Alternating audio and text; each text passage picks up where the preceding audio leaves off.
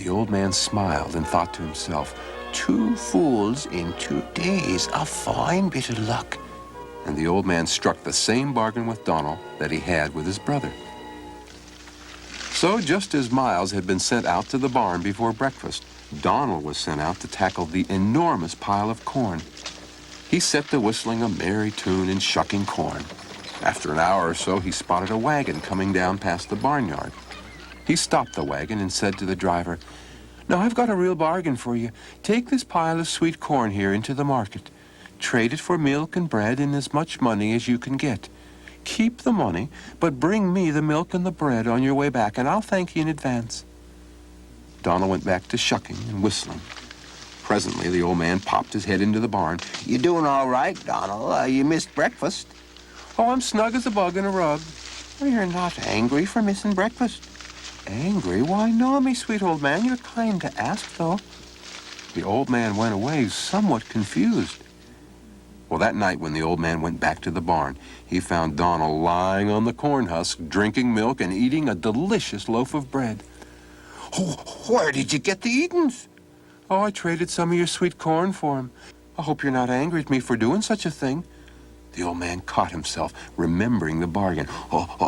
No, you were smart to do such a thing. Yes, sir, pretty smart. So Donal went to bed happy and contented. The next morning, the old man took Donal into the barn and showed him 2 wild black horses. Now, today, I want you to plow the field before breakfast. Now, mind how you handle these stallions. They've never seen a plow. The old man laughed and walked away. Donal took the horses out into the field. They were wild for sure, and Donal could not get either of them hitched to the plow.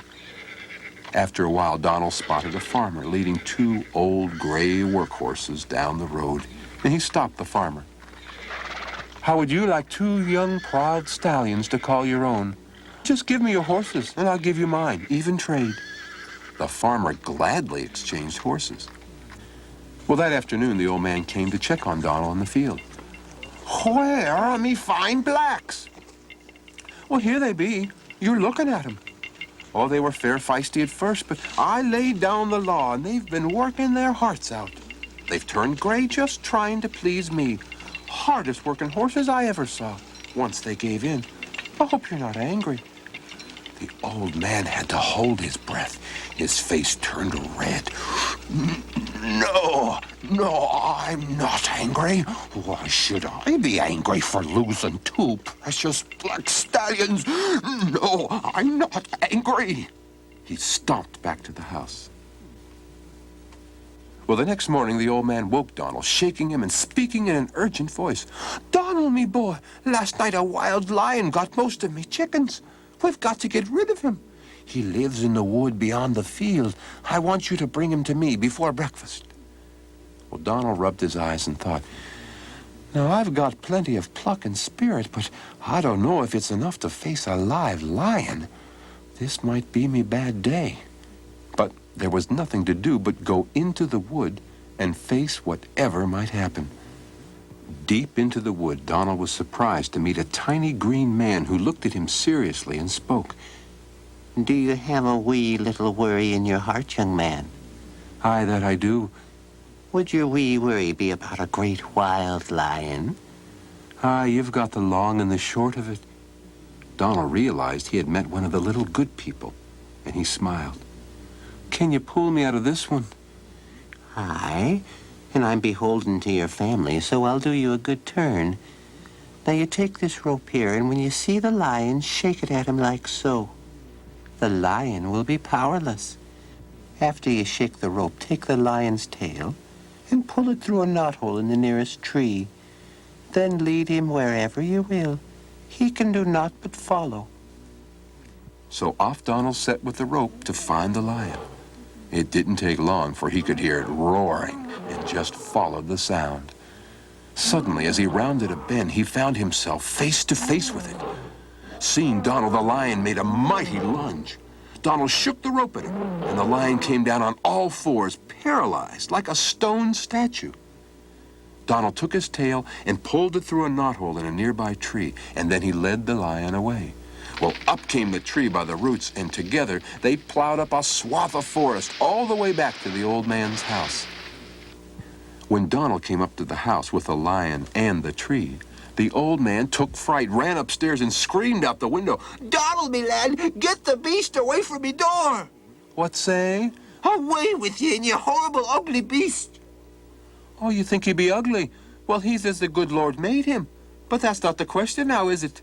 The real question is the bargain. You told me to fetch the beast here, and so I did. You said nothing about taking him away. A bargain's a bargain. And now you've got your lion. Where shall I put him?" The old man raged. Put him where you found him. Just get him away from me door. Donal laughed. "Well, now then, if I take him away, we'll need a new bargain. How about $100 to remove the lion from your door?" Well, the old man was beaten. He threw down a sack of money and shouted, There, be gone, you cruel young devil. "Oh, dear me, I hope you're not angry with me," said Donal. No, I'm not angry. When Donal was gone, the old man rushed to the home of his ancient mother.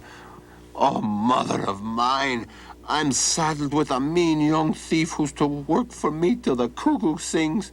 He'll steal me out of house and home before the cuckoos arrive. What am I to do? Well, we'll just have to let the wee cuckoos sing a little early this year. You bring the young man over here for supper. I'll feed him a nice bit of meat and ale, and when he's all nice and cozy like at the table, I'll go out the kitchen door. I'll be climbing up into yonder tree, and I'll sing like a cuckoo. He'll think it's the real thing, he will, and then you can send him packing. So that evening, the old man took Donal to the home of the ancient mother. She smiled and treated him ever so pleasantly as he sat at the table. And when he was quite comfy and cozy, she went out and climbed into the tree in the backyard. The old man suggested that he and Donal should go out and enjoy the fresh evening air, as it would be good for their health. On the porch, the old man said, Donal, now, what do you think I saw today? "I wouldn't have the faintest idea." I saw a cuckoo right in that tree yonder. Imagine a cuckoo. I guess we'll be having an early spring. Donal grew suspicious. 'Twould be a freak. Spring's 7 weeks away. Any poor cuckoo here so early would surely perish, for there'll be many a snow twixt now and spring. At that moment, the ancient woman sang, "Cuckoo, cuckoo, cuckoo," and she sounded for the world like the real thing. Well, Donal was surprised. "You be right. Oh, the poor confused thing, I could not bear to think of the little creature trying to survive the late snows of winter, dying slowly, freezing. Oh, the best thing would be to end its misery quickly, right now."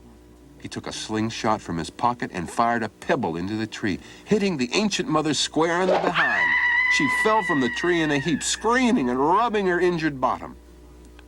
The old man screamed and shouted and jumped up and down. You shot me, mother. I'll have your hide, you scoundrel. "Oh, sorry. I thought I shot a wee cuckoo. I would never shoot your mother. I hope you're not angry." Angry?